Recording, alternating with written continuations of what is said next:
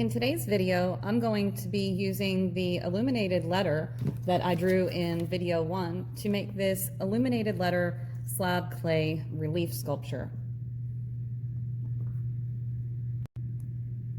After your letter is completed, you can finish it by glazing it or painting it with acrylic or watercolor paints. This project is a great way to explore font and text and the history of illuminated letters and manuscripts, and the art elements of form, shape, and texture. In this tutorial, I'm going to use the illuminated letter that I drew in video number 1, and I'm going to make a clay slab relief.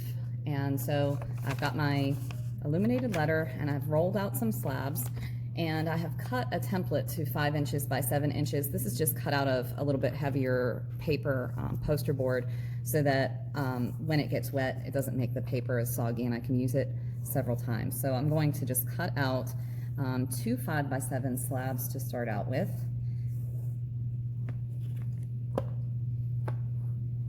On the first slab, I'm just going to smooth out that texture. It still has a little bit of texture from the slab roller, so I'm going to be using, this is actually just a plastic card. You could use a gift card or expired credit card or student ID card, or you could use a plastic, rubber, or metal rib, and I'm just sliding that along the clay to get rid of any of the texture.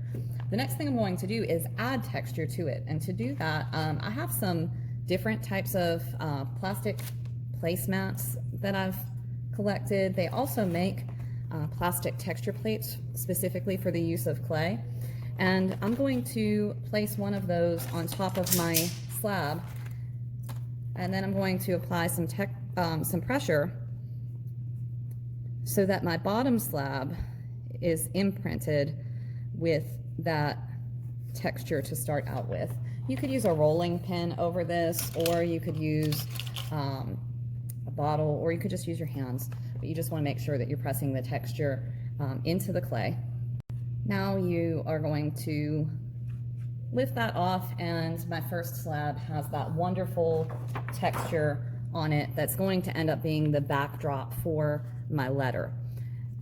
I'm going to set that slab to the side, and I'm going to get my second slab out, and the next thing that I'm going to do with my second slab is I'm going to cut a rectangle out of the center so that I can put a rectangle on top of this first one so that the border is raised, and then out of the center rectangle I'm going to cut the letter J.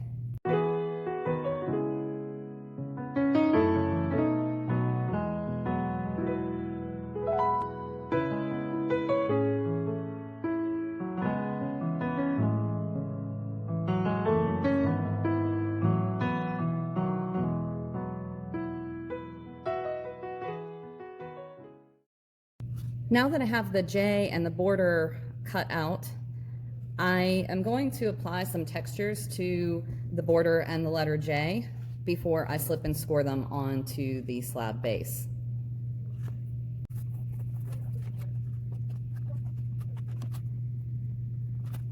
Now going to slip and score these on to attach them, and before I do that, I'm just going to trace around the border with it on the lower base, and I'm going to trace around the letter. And